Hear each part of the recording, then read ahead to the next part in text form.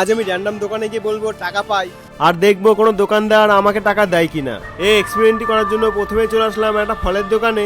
দাদু, তোমার কাছে একদিন আপেল নিয়েছিলাম, 20 টাকা পেতাম, তুমি আমাকে দাওনি। ফলের দোকানে এই দাওটা বললো আমার বয়স হয়ে গেছে, হয়তো ভুল হতে পারে, আর আমাকে 20 টাকা দিয়ে দিল। আমি আবার ফলের দোকানে ব্যাগ গিয়ে দাদুকে টাকাটা দিয়ে দিলাম।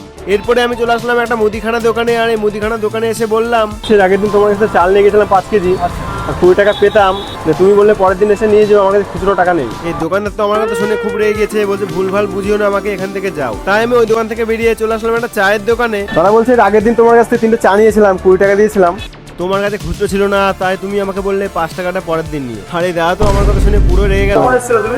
ওই বিকালের দিকে এসেছিলাম। সত্যি কথা বলছো? হ্যাঁ সত্যি। হতেই পারে না। আমি এই দাদাকে বললাম তুমি ভুলে গিয়েছো। এই দাদা বললো আমি এত বছর ধরে ব্যবসা করছি, আমি ভুলে যাব? আর আমাকে তবু বিশ্বাস করে 5 টাকা দিয়ে দিল। এরপরে আমি ওই দোকানে আবার গিয়ে 5 টাকা দিলাম আর বললাম ভিডিও করছিলাম। এই দাদা আমাকে বললো আগে বলবে তো, নয়তো তুমি আজ সত্যি মার খেতে।